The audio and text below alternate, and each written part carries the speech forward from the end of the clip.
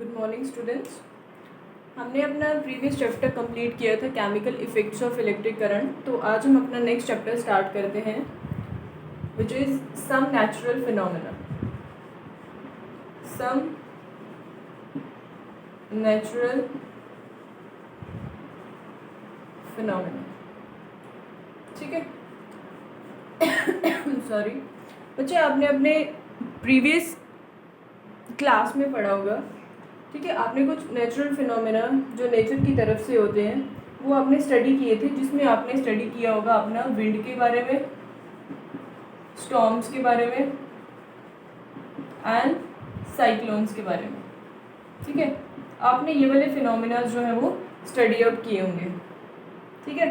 मतलब ये वो, जैसे आपने पढ़ा होगा साइक्लोन्स के बारे में कि एक ऐसा फिनोमेना, नेचुरल फिनोमेना है ना, नेचर की तरफ से होता है कि जिसमें क्या होता है, बहुत सारी ह्यूमन लाइफ एंड जो हमारी प्रॉपर्टी होती है उसको ये क्या कर देती है, डैमेज कर देते हैं, ठीक है। और आपने ये भी देखा होगा कि कैसे हम इनसे बच सकते हैं, है ना, कैसे इनके आने से पहले हमें पता चल जाता है, सो दैट हम अपनी ह्यूमन लाइफ एंड अपनी प्रॉपर्टी को प्रोटेक्ट कर सकते हैं, ठीक है।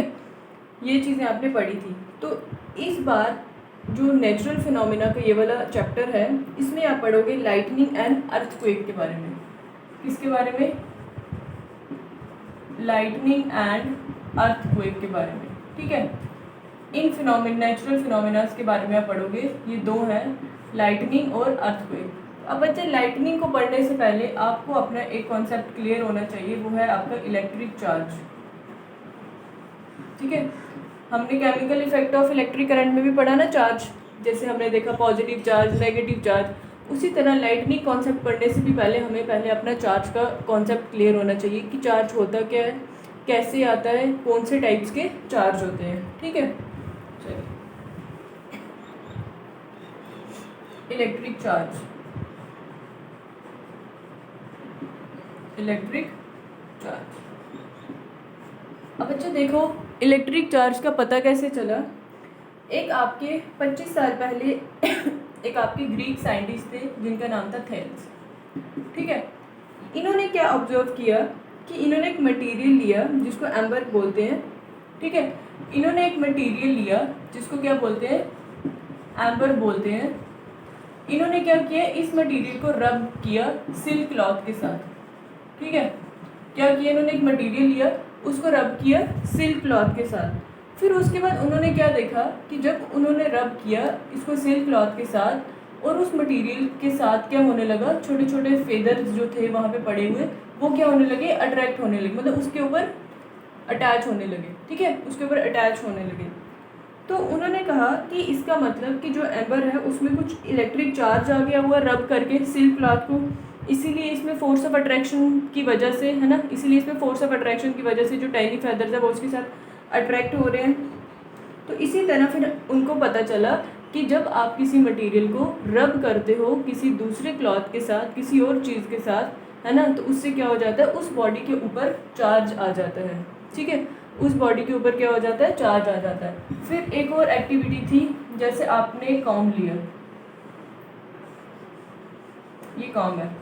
अब आपने क्या किया, इस कॉम्ब को रब किया इसके साथ, अपने एक सिल्क क्लॉथ के साथ, सेम सिल्क क्लॉथ के साथ रब करते हो, या फिर आप क्या बोलते हो, सिल्क क्लॉथ रहने दो, आप इसको अपने ड्राई हेयर के साथ रब करो। ये कॉम्ब है, कॉम्ब को आप क्या करोगे, रब करोगे अपने ड्राई हेयर के साथ। जैसे आप रब करोगे और उसके बाद आप अपने छोटे छोटे पीस ले लो पेपर के, और रब करने के बाद उस कॉम्ब को आप पीसीस के पास लोगे तो आप देखोगे कि जो पीस जो होंगे वो आपके कॉम्ब के साथ चिपक गए होंगे। क्यों होगा?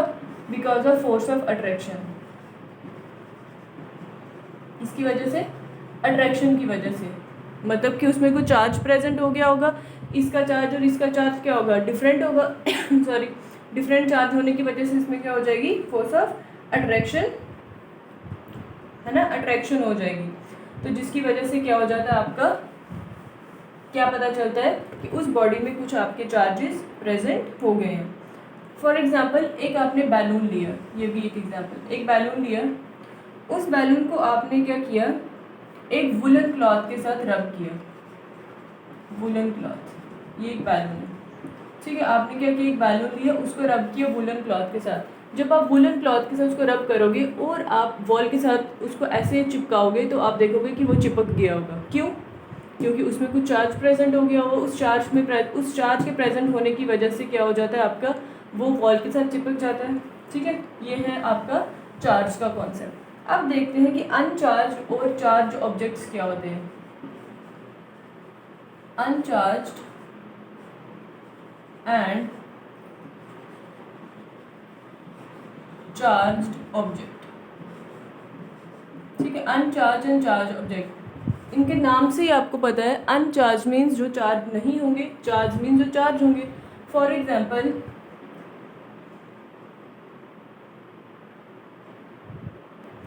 एग्जाम्पल एक ग्लास रॉड है, ठीक है, और एक सिल्क क्लॉथ है। अब क्या है, ग्लास रॉड है, आपने इसको रब नहीं किया, जैसी है वैसी सेम एज इट इज़ है। इसका मतलब कि इस पे कोई भी चार्ज नहीं है, कोई भी चार्ज नहीं है, क्योंकि रब नहीं किया तो कोई चार्ज नहीं है, जैसे था वैसे ही है। उसको आप बोलोगे अनचार्ज ऑब्जेक्ट। जब आप किसी ग्लास रॉड को रब करते हो सिल्क क्लॉथ के साथ तो उस टाइम क्या हो जाता है, वो बॉडी क्या हो जाती है आपकी, चार्ज हो जाती है। वो बॉडी क्या हो जाती है जैसे आप देखते हो, आपने जब विंटर्स में वुलन के कपड़े डाले होते हैं, कुछ ऐसे कपड़े होते हैं, है ना, जब एक दूसरे के साथ वो टच होते हैं तो उनमें क्या निकलता है, करंट से निकलती है ना, करंट से निकलती है। उसका क्या मतलब हमारी बॉडी क्या हो गई है, चार्ज हो गई है ना, वो कपड़ा क्या हो गया, चार्ज हो गई। ये वही चीज़ दिखा रही है कि आपकी ग्लास रॉड जो है सिल्क क्लॉथ के साथ जब रब करोगे तो उस बॉडी में क्या आ जाएगा, उसका चार्ज आ जाता है। ठीक है, तो यही होगी आपकी कौन सी body, charge body. So an object having no electric charge on it is called uncharge body, and an object having electric charge on it, उसको आप क्या बोलोगे, चार्ज्ड बॉडी। ठीक है, ये चार्ज ऑब्जेक्ट। अब देखो बच्चे कि charging an object by rubbing और फ्रिक्शन, कि आपकी चार्जिंग होती कैसे है, चार्जिंग होती है या तो रबिंग की वजह से, फ्रिक्शन की वजह से। Charging of object, charging an object by rubbing और फ्रिक्शन। फ्रिक्शन क्या होता है, रेजिस्टेंस, है ना, अपोज करती है जिस चीज़ को, उसको फ्रिक्शन कहते हैं। जैसे अगर हम चल रहे हैं, अगर फ्रिक्शन नहीं होती, रेजिस्टेंस नहीं होती तो हम क्या हो जाते हैं, स्लिप हो जाते हैं। फ्रिक्शन प्रेजेंट है इसीलिए हम चल पाते हैं। तो इसी तरह यही है कि जब आप एक बॉडी को चार्ज करते हो रबिंग करने से दूसरी बॉडी के ऊपर, तो उसको कहते हैं चार्जिंग चार्जिंग बाय फ्रिक्शन, है ना। जैसे आप एक कॉम्ब है, कॉम्ब को जब आपने आपके सिल्क क्लॉथ के साथ या फिर आप कहो कि आपने ड्राई हेयर के साथ रब किया ना, तो उसमें जो चार्ज है वो किस वजह से आया, बाय फ्रिक्शन। ठीक है, फ्रिक्शन की वजह से उसमें क्या आ जाता है, आपका चार्ज प्रेजेंट हो जाता है। ठीक है, तो इसी तरह क्या होता है आपका कि the electric charge generated by rubbing or friction are static electric charge. These electric charge remain bound on the surface of the charged object. They do not move by themselves. अब होता क्या है, ये कौन सा चार्ज होता है, ये होता है आपका static electric charge. Static means कि जो एक ही जगह रहे, मूवमेंट नहीं करे, स्टैटिक इलेक्ट्रिक चार्ज। ठीक है, क्या मतलब हुआ कि जो आपका रब करने से, जैसे मैंने ये कॉम्ब लिया, कॉम्ब को मैंने जब अपने ड्राई हेयर के साथ रब करती हूँ, ठीक है, कॉम्ब को जब मैं अपने ड्राई हेयर के साथ रब करती हूँ तो इसमें जो चार्ज प्रेजेंट होता है वो क्या होता है, फॉर एग्जांपल ये चार्ज है तो ये स्टैटिक चार्ज है, ये क्या है, ये मूवमेंट नहीं करेगा, समझ गए। ये चार्ज जो है वो अपने आप मूव नहीं करेगा, उसको आप कहते हो स्टैटिक चार्ज। ठीक है, ये एक ही जगह पे प्रेजेंट रहता है, उसको आप क्या बोलते हो, स्टैटिक इलेक्ट्रिक चार्ज। क्लियर, ये आ गया आपका स्टैटिक इलेक्ट्रिक चार्ज सॉरी। या फिर आप अपने बैलून्स की एग्जांपल ले लो कि जब आप बैलून को रब करते हो किसी वुलन क्लॉथ से तो उसके ऊपर जो चार्ज आ जाता है वो चार्ज होता है आपका स्टैटिक इलेक्ट्रिक चार्ज। ठीक है, ये किस वजह से होता है, आपकी फ्रिक्शन की वजह से। अब देखो friction charges when both the objects are rub together. Friction क्या करती है, दोनों ऑब्जेक्ट्स को चार्ज कर देती है। Friction charges both the object when rubbed together.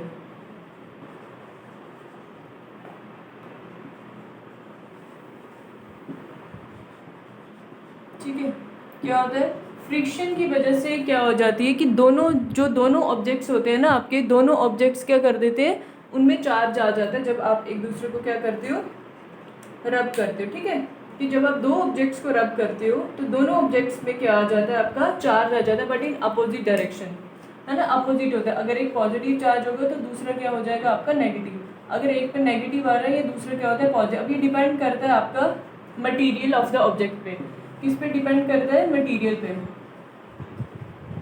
Depend on the material of the object. ठीक है, ऑब्जेक्ट के मटीरियल पे डिपेंड करता है कि आपका कौन सा चार्ज आएगा बॉडी पे, पॉजिटिव आएगा या नेगेटिव आएगा। ठीक है, अब हमने देखना है कि कौन सी बॉडी पे कौन सा चार्ज आता है, वो कैसे डिपेंड करता है। अब बच्चे आपको पता है कि आपके ऑब्जेक्ट्स जो हैं वो क्या है, किससे बने होते हैं, पार्टिकल, सॉरी ये ऑब्जेक्ट्स किससे बने, एक एटम से। एटम में क्या होता है आपका, एटम में क्या प्रेजेंट होता है, एटम में होता है आपका न्यूक्लियस, न्यूक्लियस में आपके प्रेजेंट होते हैं प्रोटॉन्स प्लस न्यूट्रॉन्स। प्रोटॉन्स पे पॉजिटिव चार्ज होता है और न्यूट्रॉन पे कोई चार्ज नहीं होता क्योंकि न्यूट्रल होते हैं। और न्यूक्लियस के अराउंड जो फ्री में मूव कर रहे होते हैं वो क्या होते हैं आपके अराउंड द न्यूक्लियस, जो कि लूजली बाउंड होते हैं टू द न्यूक्लियस, वो है आपके इलेक्ट्रॉन्स। इलेक्ट्रॉन्स क्या है आपके, नेगेटिव चार्ज। ठीक है, नेगेटिव चार्ज होता है, प्रोटॉन होता है आपका पॉजिटिव चार्ज। क्लियर। अब क्या है यहाँ पे आपको पता है कि आपके जितने भी ऑब्जेक्ट्स हैं, जैसे ग्लास रॉड हो गया, सिल्क क्लॉथ हो गया, rubber balloon, woollen cloth, plastic com etcetera, जितने भी है ना, वो सारे किससे बने होते हैं, टाइनी पार्टिकल से बने होते हैं, है ना। जैसे आपके ऑब्जेक्ट्स हैं, आपका ग्लास रॉड हो गया, आपका कॉम्ब हो गया, फिर उसके बाद आपका सिल्क क्लॉथ हो गया, आपका रबर बैलून हो गया, आपका वुलन क्लॉथ हो गया। ये सब किससे बने होते हैं, आपके किससे बने होते हैं, टाइनी पार्टिकल्स, टाइनी पार्टिकल से बने होते हैं, जिनको आप क्या बोलते हो, एटम। ठीक है, टाइनी पार्टिकल से बने होते हैं जिसको आप एटम बोलते हो। और आपको पता है अब सारे एटम्स जो हैं उनके अंदर क्या होता है, दो टाइप्स के चार्ज होते हैं, एक होता है पॉजिटिव चार्ज और एक होता है नेगेटिव चार्ज। अब जो आपका पॉजिटिव चार्ज है वो कहाँ पे रहता है आपका, इनसाइड द न्यूक्लियस। ठीक है, जो कि न्यूक्लियस के अंदर होता है आपका प्रोटॉन्स प्लस न्यूट्रॉन, और प्रोटॉन जो है वो आपका पॉजिटिव चार्ज होता है, और न्यूक्लियस के अराउंड जो फ्रीली मूवमेंट करते हैं वो होते हैं आपके क्या, इलेक्ट्रॉन, जो है आपके नेगेटिव चार्ज पार्टिकल्स। ठीक है, अब आपको पता है कि जो पॉजिटिवली चार्ज प्रोटॉन होते हैं वो स्ट्रांगली, मतलब बड़े टाइटली बाउंड होते हैं, स्ट्रांगली बाउंड होते हैं किसके साथ, न्यूक्लियस के साथ। तो वो क्या है, ईजिली जो वो ट्रांसफ़र नहीं होते, है ना। तो एक ऑब्जेक्ट से दूसरे ऑब्जेक्ट में वो मूवमेंट नहीं करते, उनमें इजीली वो ट्रांसफरेबल नहीं होते जब हम उसको रब करते हैं। बट जो ट्रांसफ़र करते हैं from one object to another वो होते हैं आपके इलेक्ट्रॉन्स। क्यों, क्योंकि जो आपके इलेक्ट्रॉन्स होते हैं वो क्या होते हैं, लूजली बाउंड होते हैं टू द न्यूक्लियस, तो वो इजीली ट्रांसफरेबल होते हैं एक from the atom of one object to the another object by rubbing. ठीक है, अब हमने देखना है कि कौन से ऑब्जेक्ट पे कौन सा आपका चार्ज जो होता है वो प्रेजेंट होता है ना, कि जब हम रब करते हैं तो कौन से बॉडी के ऊपर आपका नेगेटिव चार्ज आएगा और कौन सी बॉडी के ऊपर आपका पॉजिटिव चार्ज आएगा। यहाँ तक क्लियर है। क्या देखा हमने इसमें हमने देखा कि आपकी जो आपके जो मटेरियल्स होते हैं, ऑब्जेक्ट्स होते हैं, ये डिफरेंट ऑब्जेक्ट्स हैं, ये किससे बने होते हैं, ये टाइनी पार्टिकल से बने होते हैं, जिसको आप क्या कहते हो, एटम कहते हो। क्या कहते हो, एटम कहते हो। अब आपका एटम जो है वो किससे बना होता है, वो आपके दो चार्जेस से बना होता है। ठीक है, दो चार्जेस जो होते हैं वो आपके किस में प्रेजेंट होते हैं, एटम में। एक होता है आपका पॉजिटिव चार्ज और एक होता है आपका नेगेटिव चार्ज। पॉजिटिव चार्ज होता है आपका न्यूक्लियस के अंदर, जिसको प्रोटॉन कहते हैं, और नेगेटिव चार्ज जो है वो न्यूक्लियस के अराउंड होता है, जिसको आप क्या कहते हो, negative charge, that is electrons. ठीक है, अब हम नेक्स्ट देखते हैं कि कैसे हम जब हम रबिंग करते हैं तो कौन सी बॉडी के ऊपर हमारा पॉजिटिव चार्ज आता है एंड कौन सी बॉडी के ऊपर हमारा नेगेटिव चार्ज आता है।